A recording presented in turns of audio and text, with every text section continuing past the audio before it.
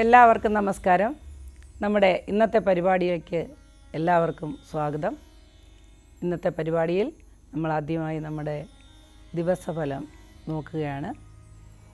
ഇന്ന് ശനിയാഴ്ച 1201 ആണ്ട് ചിങ്ങമാസം 14-ാം തീയതി 30/8/2025. എല്ലാവരും ഓണത്തിരക്കിൽ ഓണാഘോഷങ്ങൾക്കുള്ള ഒരുക്കത്തിലാണ്. അതിനിടയ്ക്ക് ചെറുതായി നമ്മുടെ ഇന്നത്തെ ഫലം എങ്ങനെ ഉണ്ട് എന്നുകൂടെ നോക്കിയിട്ട് പൊയ്ക്കോളൂ. അപ്പോൾ നമുക്ക് ഇന്നത്തെ ഫലം നോക്കാം. ഇന്ന് ശനിയാഴ്ചയാണ്.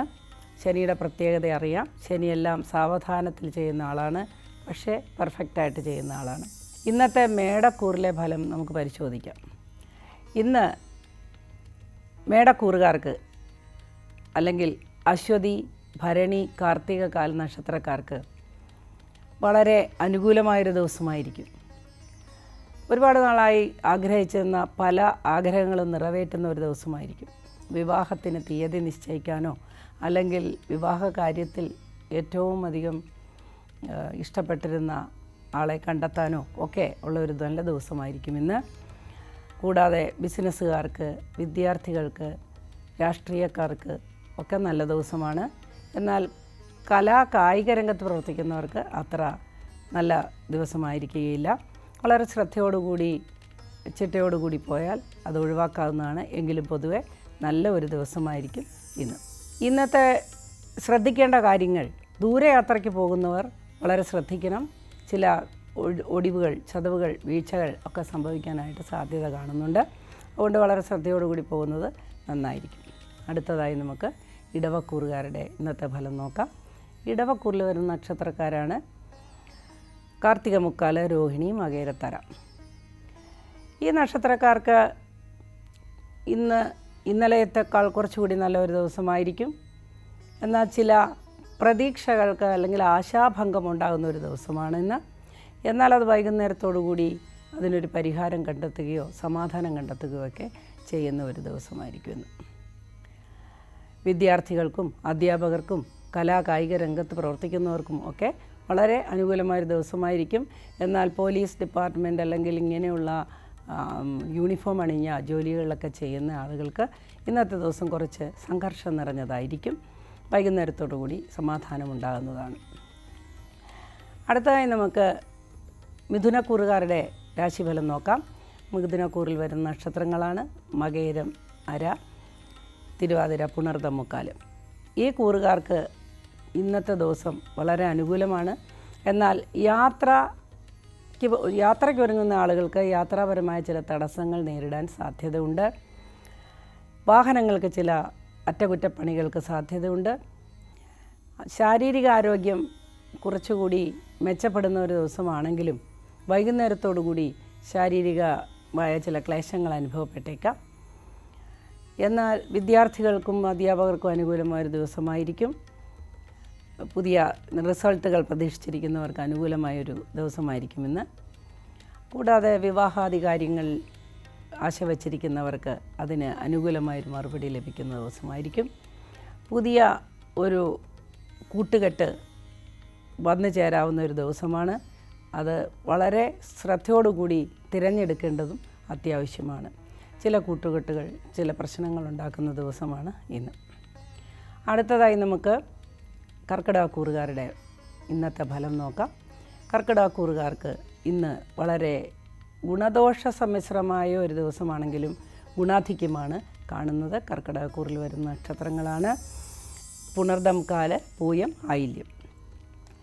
ഈ കൂറുകാർക്ക് ഇന്ന് വളരെ വിശേഷപ്പെട്ട ചില അനുഭവങ്ങളിലൂടെ കടന്നു പോകേണ്ടതായി വന്നേക്കാം. ദുഷ്കരമായ ചില കാര്യങ്ങൾ അനായാസേന പൂർത്തീകരിക്കാൻ സാധിക്കും. ഉച്ചയോടുകൂടി ഊർജ്ജസ്വലത കൈവരുന്നതാണ്. കാര്യമത്ര പ്രസക്തമായ യാതൊന്നും കാണുന്നില്ല. എന്നാൽ ബിസിനസ്സുകാർക്ക് ഇന്നത്തെ ദിവസം വളരെ തിരക്കേറിയതും വളരെ ലാഭകരവുമായിട്ട് അനുഭവപ്പെട്ടേക്കാം.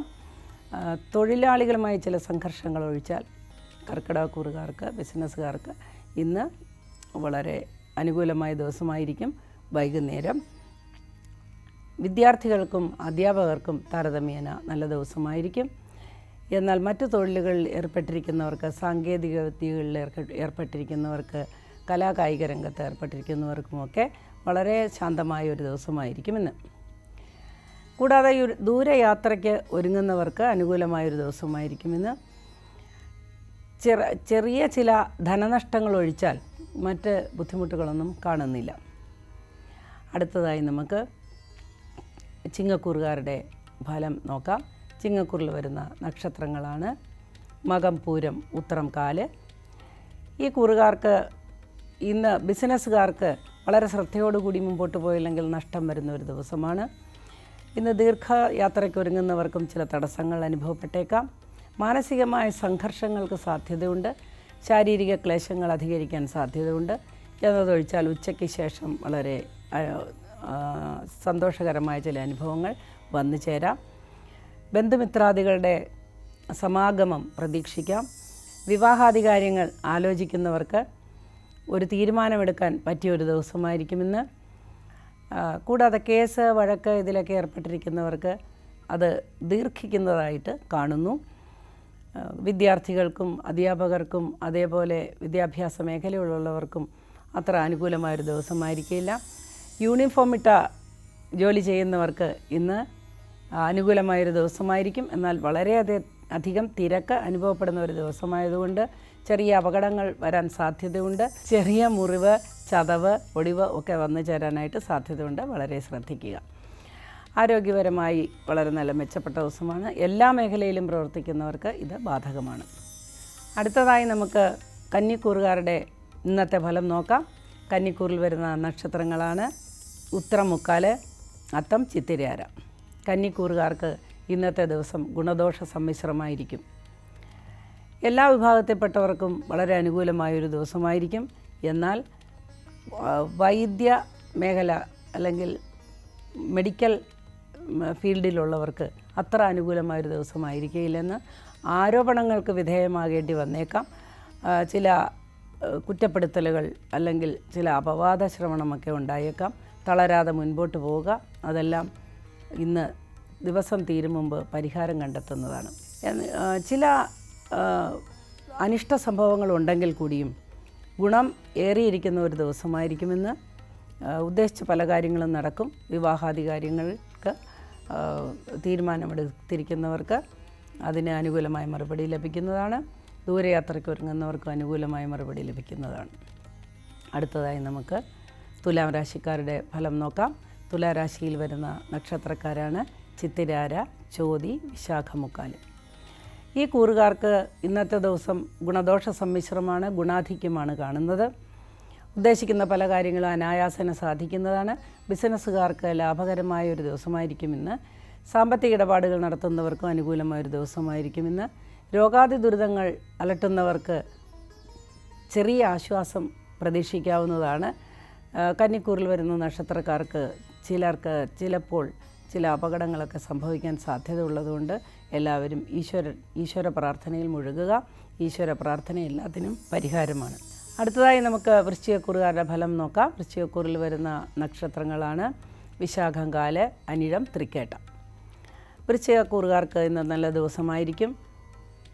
അനിഷ്ടകരമായ ചില വാർത്തകൾ കേൾക്കാൻ സാധ്യതയുണ്ടെങ്കിലും മനസ്സൊന്ന് പതറിയാലും അത് ഉച്ചയ്ക്ക് ശേഷം പരിഹരിക്കപ്പെടുന്നതാണ്. ദൂരയാത്രയ്ക്ക് ആഗ്രഹിക്കുന്നവർക്ക്, വിദേശയാത്ര പോകാൻ ഒരുങ്ങുന്നവർക്ക് ഒക്കെ അനുകൂലമായ മറുപടി ലഭിക്കുന്നതാണ്. അതേപോലെ തന്നെ കായിക രംഗത്ത് പ്രവർത്തിക്കുന്നവർക്ക് വളരെ അനുകൂലമായ, മനസ്സിന് സന്തോഷം തരുന്ന ഒരുപാട് അനുഭവങ്ങൾ ഇന്ന് ഉണ്ടാകുന്നതാണ്.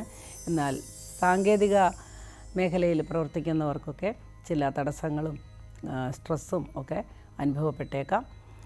വളരെ ശ്രദ്ധയോടുകൂടി മുൻപോട്ട് പോയാൽ അതെല്ലാം പരിഹരിക്കപ്പെടുന്നതാണ്. എല്ലാ മേഖലയിലുമുള്ളവർക്ക് ഇന്ന് അനുകൂലമായ സാഹചര്യങ്ങൾ വളരെ കൂടുതലായി കാണുന്നുണ്ട്. എന്നാൽ പ്രതികൂലമായ ചില സാഹചര്യങ്ങൾ അതിജീവിക്കാനായിട്ട് ഈശ്വര പ്രാർത്ഥന അനിവാര്യമാണ്.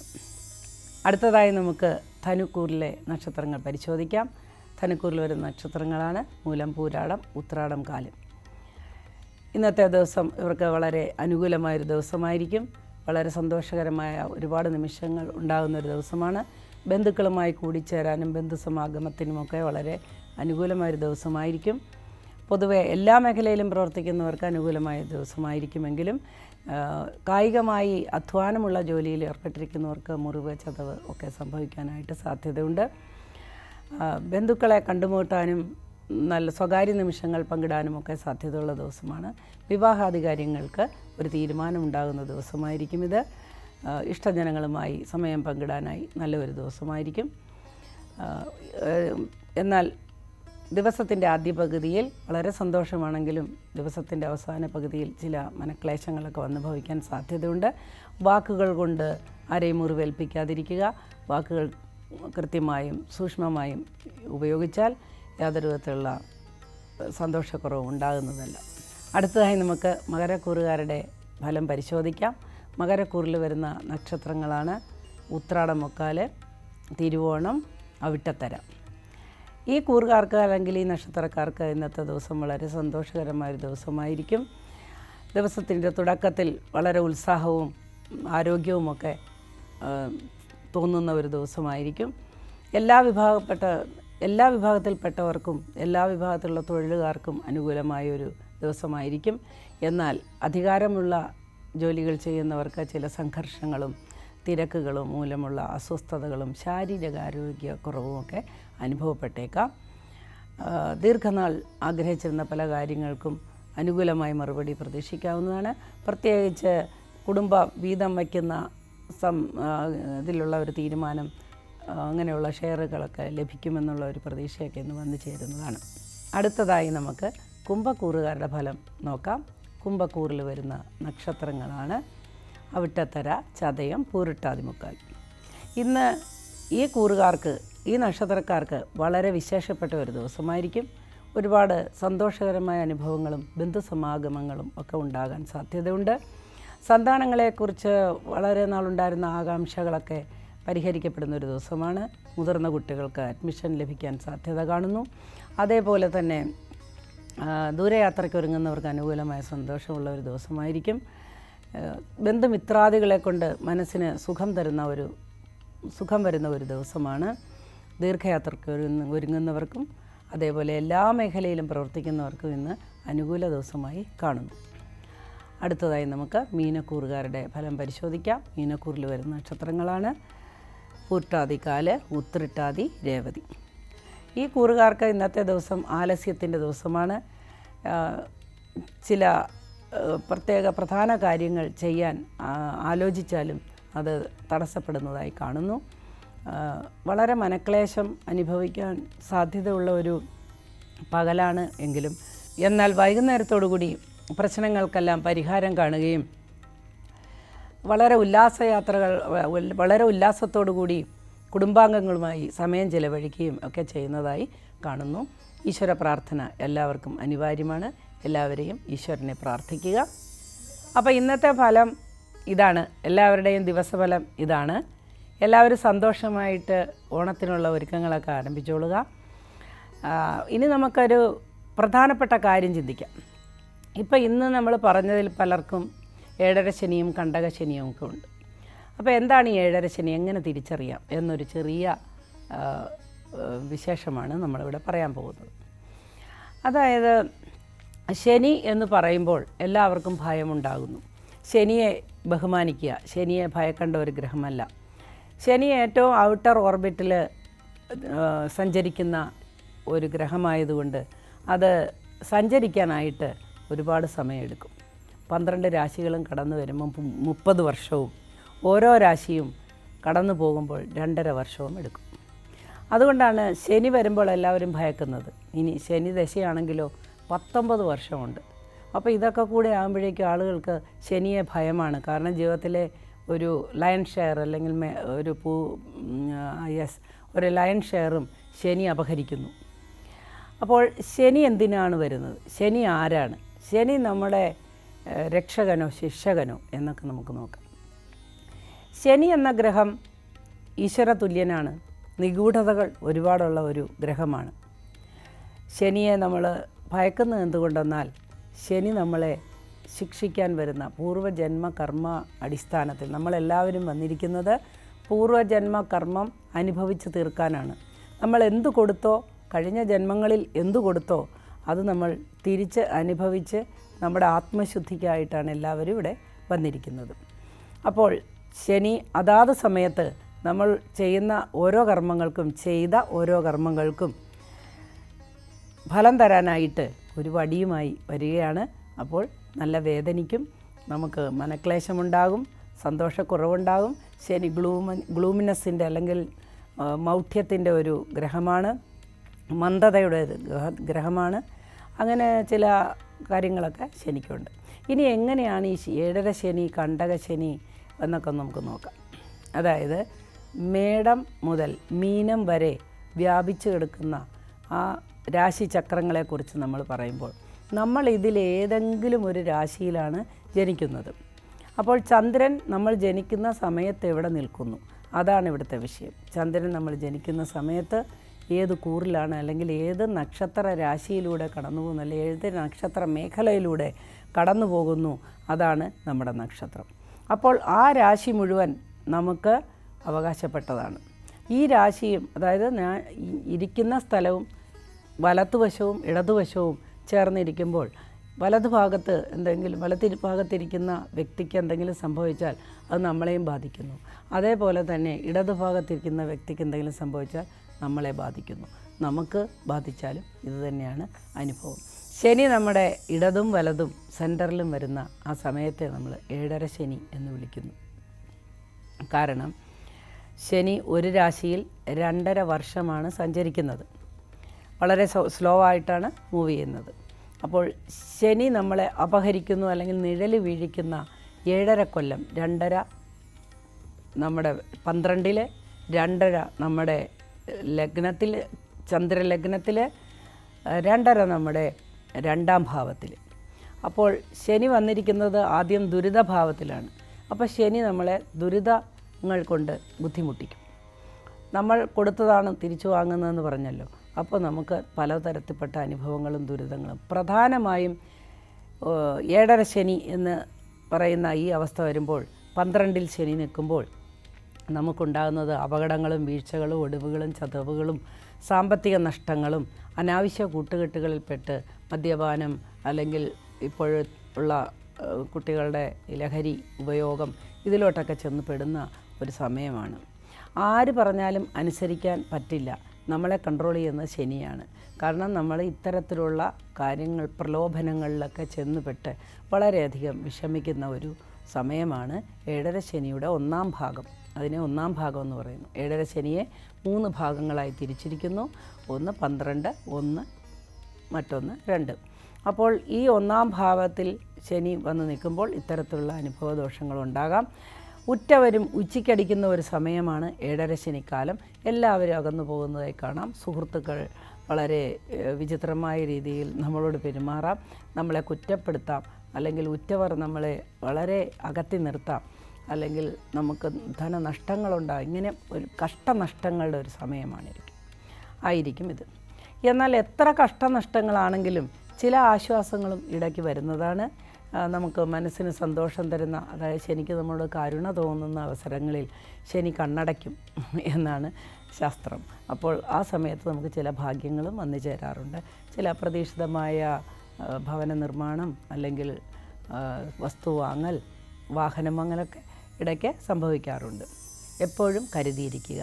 നമുക്ക് ഏതെങ്കിലും ഒരു തരത്തിലുള്ള ആപത്ത് സമയമാണ്. അതുകൊണ്ട് നമ്മൾ ആവശ്യമില്ലാത്ത ഒരു കാര്യത്തിലും ചെന്ന് ഏർപ്പെടാതിരിക്കുക. കേസ് വഴക്കിലൊക്കെ ചെന്ന് വീഴാൻ സാധ്യതയുള്ളതുകൊണ്ട് അതിൽ നിന്നെല്ലാം വളരെ തന്ത്രപൂർവ്വം ഒഴിഞ്ഞു നിൽക്കണം. ഒരു കേസോ വഴക്കോ ഒക്കെ തുടങ്ങിക്കഴിഞ്ഞാൽ 7.5 വർഷം കഴിഞ്ഞിട്ടാണ് പിന്നെ അതിനൊരു പരിഹാരം വരുന്നത്.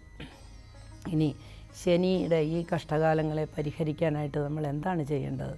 നമ്മൾ ചെയ്യേണ്ടത്, ശനി വിളക്ക് നമ്മുടെ വീട്ടിൽ, എൻ്റെ ഗുരു ബ്രഹ്മശ്രീ മിത്ര നമ്പൂതിരിപ്പാടാണ് ഇത് പറഞ്ഞു തന്നിട്ടുള്ളത്. ഭിന്നാഭിപ്രായങ്ങൾ ഉണ്ടായേക്കാം, എന്നാലും എൻ്റെ ഗുരുവിനെ ഞാൻ വിശ്വസിക്കുന്നു. അതുകൊണ്ട് എള്ളുകിഴി കെട്ടി നല്ലെണ്ണയിൽ മുക്കി ഇടിഞ്ഞിലിൽ കത്തിച്ച് നമ്മുടെ വീടിൻ്റെ നടയിൽ, ശനിയുടെ സ്ഥാനം പുറത്താണ്, അവിടെ ശനിയെ പുറത്ത് നിർത്തി ആരാധിക്കാം. അങ്ങനെ പുറത്ത്, അല്ലെങ്കിൽ തുളസി തറയുണ്ടെങ്കിൽ അവിടെ ഒക്കെ നമുക്ക് ഈ എള്ള് വിളക്ക് കത്തിക്കാവുന്നതാണ്. ഈ എള്ള് വിളക്ക് മേലോട്ടാണ് കത്തുന്നത്. പലരും ചോദിക്കാറുണ്ട്, എള്ള് കിഴി എങ്ങോട്ട് തിരിച്ചു വയ്ക്കണം? എങ്ങോട്ട് തിരിഞ്ഞാലും കിഴിയാണ് മേലോട്ടാണ് കത്തുന്നത്. നമ്മൾ പടിഞ്ഞാറോട്ട് തിരിഞ്ഞു നിന്നാണ് ശനിയെ പ്രാർത്ഥിക്കേണ്ടത്. ശനി നമുക്ക് ആശ്വാസം തരാൻ നമ്മൾ ശാസ്താപ്രീതി അല്ലെങ്കിൽ ശ്രീ അയ്യപ്പസ്വാമിയുടെ പ്രീതിയൊക്കെ ലഭിക്കേണ്ടതുണ്ട്. അതുകൊണ്ട് 18 പ്രാവശ്യം 18 പടികളാണ്. ആ 18 പടികളും മനസ്സുകൊണ്ട് കയറുക. ഓരോ പടി കയറുമ്പോഴും സ്വാമിയേ ശരണമയ്യപ്പ എന്ന് ജപിക്കണം. അതേപോലെ തന്നെ 18 പ്രാവശ്യം ഓം ശം ശനൈശ്ചരായ നമ എന്ന് ജപിക്കുക. ശാസ്താവ് എന്ന് പറഞ്ഞാൽ ശാസ്ത്രുവാണ്, ശാസിക്കുന്ന ആളാണ്, നമ്മുടെ ആദ്യത്തെ ദൈവവുമാണ്. അപ്പോൾ അങ്ങനെ നമുക്ക് ശാസ്താപ്രീതി കൊണ്ട് അല്ലെങ്കിൽ ശനിയെ പ്രീതിപ്പെടുത്തിക്കൊണ്ട് നമ്മുടെ 7.5 ശനിക്കാലം നമുക്ക് പരിഹരിക്കാവുന്നതാണ്. ഇനി ആകട്ടെ 2ാം ഭാവത്തിൽ ശനി വരുമ്പോൾ കുറച്ചുകൂടി കഷ്ടപ്പാടാണ്. അതിനെ ജന്മശനി എന്നാണ് വിളിക്കുന്നത്. എന്ന് പറഞ്ഞാൽ ജന്മനക്ഷത്രത്തിലൂടെ ശനി കടന്നു പോകുന്ന ആ സമയത്ത് ദുരിതങ്ങളേറെയാണ്. കാരണം ആദ്യം നമുക്ക് 7.5 ശനിയുടെ ആദ്യ ഭാഗം വരുമ്പോൾ നമുക്ക് 2.5 കൊല്ലം വളരെ ദുരിതമാണെന്ന് പറഞ്ഞല്ലോ. അന്ന് ദൈവാധീനം പകുതി ലഭിക്കുന്നുണ്ട്, പകുതി ആശ്വാസമുണ്ട്. എന്നാൽ ജന്മത്തിൽ ശനി വരുമ്പോൾ വളരെയധികം ക്ലേശങ്ങളാണ് ഉണ്ടാവുക. കാരണം ദൈവാധീനം അല്ലെങ്കിൽ ആ എനർജി നമുക്ക് പൂർണ്ണമായും തടയപ്പെടുന്നു. ഈശ്വരാധീനമില്ലാത്ത സമയം. അന്ധകാരത്തിലോട്ട് നമ്മൾ അന്ധനായ ഒരാൾ ഇറങ്ങിപ്പോകുന്ന പോലെയല്ല, കണ്ണ് കാണാവുന്ന ഒരാൾ അന്ധകാരത്തിലോട്ട് ഇറങ്ങിപ്പോകുമ്പോൾ ഉണ്ടാകുന്ന ബുദ്ധിമുട്ടുകൾ. അതായത് തട്ടി വീഴാം, തസ്കര ഭയം, ആരെങ്കിലും നമ്മളെ തട്ടിക്കൊണ്ടു പോകാം, മോഷ്ടിക്കപ്പെടാം, തെറ്റിദ്ധരിച്ച് നമ്മളെ ശിക്ഷിക്കാം, അല്ലെങ്കിൽ ജന്മശനി കർമ്മശനി, തന്നെ കൊല്ലിക്കാം, പുല കൊള്ളിക്കാം, അല്ലെങ്കിൽ ക്ലേശങ്ങളേറെ എന്നാണ് പ്രമാണം. അതായത് നമുക്ക് തനിയെ മരിക്കാനൊക്കെ തോന്നുന്ന ഒരു സാഹചര്യം വരെ വന്നു ചേരാം. കടം ഒഴിവാക്കാനായിട്ട് സാധിക്കുകയില്ല. കടം വാങ്ങിക്കുമ്പോൾ ശ്രദ്ധിക്കുക. 7.5 ശനി കാലത്ത് നമുക്ക് കടബാധ്യതകൾ വന്നു ചേരാനായി സാധ്യതയുണ്ട്. എന്നാൽ ഇത്തവണ ശനി വ്യാഴത്തിൻ്റെ ക്ഷേത്രത്തിലേക്കാണ് മാറിയിട്ടുള്ളത് എന്നതുകൊണ്ട് ശനി നമുക്ക് വളരെയധികം ദോഷങ്ങളൊന്നും ചെയ്യുകയില്ല. ജന്മശനിക്കാർ ഭയപ്പെടേണ്ടതില്ല. അടുത്തതായി നമുക്ക് ശനിയുടെ അവസാന ഭാഗം നോക്കാം. അവസാനത്തെ അല്ലെങ്കിൽ 3ാമത്തെ ഭാഗമായ 2.5 വർഷം ശനിയുടെ പോക്കാണ്. ആ സമയത്ത് നമുക്ക് പോയും വന്നുമിരിക്കും. അതായത് ചില ഭാഗ്യങ്ങളുണ്ടാകും, അതേപോലെ അത് നഷ്ടപ്പെടും. ഇങ്ങനെ നമ്മൾ വളരെ ക്ലേശങ്ങൾ അനുഭവിക്കും. എന്നാൽ ഒരു കാര്യം ശ്രദ്ധിക്കുക, 7.5 ശനി 7.5 കൊല്ലമാണ്. ഈ 7.5 കൊല്ലത്തിൻ്റെ ഇടയ്ക്ക് നമുക്ക് 3 അപകടങ്ങൾക്ക് സാധ്യതയുണ്ട്. വീഴ്ച, ഒടിവ്, ചതവ്, മുറിവൊക്കെ സാധ്യതയുണ്ട്. 7.5 ശനിയുടെ പോക്ക് സമയത്ത് ശനി പാദത്തെയാണ് ബാധിക്കുന്നത്, അല്ലെ കാലിനെയാണ് ബാധിക്കുന്നത്. മുട്ടുവേദന, സർജറി അങ്ങനെയുള്ള കാര്യങ്ങളൊക്കെ പ്രതീക്ഷിക്കാവുന്നതാണ്. ശനി മന്ദനാണ് അല്ലെങ്കിൽ മുടന്തനാണ് എന്നൊക്കെയാണ് നമ്മുടെ അറിവ്. അപ്പോൾ അങ്ങനെയുള്ള ശനി നമുക്ക് കാലിന് പണി തന്നിട്ട് പോകും എന്നാണ് പഴമക്കാർ പറയുന്നത്. അതിലൊക്കെ ഏറെക്കുറെ വളരെയധികം സത്യമുണ്ട്. ഇനി നമുക്ക് ഈ 7.5 ശനിയുടെ 3 ഭാഗങ്ങളിൽ വരുന്ന ഏത് അവയവങ്ങളെയൊക്കെയാണ് ശനി ബാധിക്കുന്നതെന്ന് നോക്കാം. അതായത് ശനി 12 വരുമ്പോഴേക്കും നമുക്ക് എന്താണ് അനുഭവപ്പെടുക? ശനി 12 വരുമ്പോഴേക്കും നമുക്ക് ശിരോരോഗം, കഴുത്ത് വരെയുള്ള അവയവങ്ങൾക്ക് അസുഖങ്ങൾ വരാം. ഇനി ശനി ജന്മത്തിൽ വരുമ്പോൾ അതിന് താഴോട്ട് അരവരെയുള്ള അവയവങ്ങൾക്ക് നമുക്ക് അപകടങ്ങൾ വരാം. ഹാർട്ടിന്, ലങ്സിന്, നട്ടെല്ലിന്, അങ്ങനെയുള്ള ഭാഗങ്ങൾക്കൊക്കെ അപകടങ്ങൾ വരാം. അപകട സാധ്യത കൂടിയ ഒരു സമയമായിരിക്കും ഇത്. അതേപോലെ ഇനി അവസാന ഭാഗം നേരത്തെ പറഞ്ഞുവല്ലോ, നമുക്ക് കാലിന് ദോഷങ്ങൾ, ഹാനികരമായ അനുഭവങ്ങൾ വന്നേക്കാം. എന്നാൽ ശനി രണ്ടാമത് ഒരാളുടെ ജീവിതത്തിൽ, ശനി നമുക്ക് ജന്മശനി എന്ന് പറയുന്നത് 30 വർഷത്തിലൊരിക്കൽ മാത്രമേ നമുക്ക് ഉണ്ടാകൂ. അപ്പോൾ അങ്ങനെയുള്ള ഒരു ശനിയുടെ അപഹരണം ഒരു 30 വർഷത്തിൽ ഒരിക്കൽ മാത്രമേ വരുള്ളൂ. രണ്ടാമത് വരുന്ന ശനിയെ, മൂന്നാമത് വരുന്ന ശനിയൊക്കെ ശനിപ്പെരുമ അല്ലെങ്കിൽ വളരെ ഐശ്വര്യമുള്ളൊരു ശനി എന്നും പഴമക്കാർ പറയുന്നുണ്ട്. ഏറെക്കുറെ ഇതൊക്കെ ശരിയാണ്. ഇനി നമുക്ക് ഏറ്റവും അധികം ചെയ്യാവുന്ന ഒരു കാര്യം, നമ്മൾ സ്ട്രെയിറ്റ് ഫോർവേഡായിരിക്കുക, നേരെ പോ എന്നുള്ള ചിന്തയിലെത്തുക. ആരെയും പറ്റിക്കാതെയും ചതിക്കാതെയും ഇരിക്കുക. അപകടങ്ങളിൽ ചെന്ന് ചാടാൻ സാധ്യതയുള്ള ദുശീലങ്ങൾ ഒഴിവാക്കുക. അതേപോലെ ഇപ്പോഴത്തെ ഈ ലഹരി മരുന്നുകളുടെ ഉപയോഗം അതേപോലെ മദ്യപാനം, ഇതൊക്കെ നമ്മളെയും നമ്മുടെ കൂടെ നിൽക്കുന്നവരെയും നശിപ്പിക്കും. പരസ്പരം സ്നേഹിക്കാൻ പഠിക്കുക, ആരോടും കയർക്കാതിരിക്കുക, ദേഷ്യപ്പെടാതിരിക്കുക, ഇതൊക്കെയാണ് നമുക്ക് ചെയ്യാനുള്ള കാര്യങ്ങൾ. ഈശ്വര പ്രാർത്ഥന ഇതിനെല്ലാത്തിനും പരിഹാരമാണ്.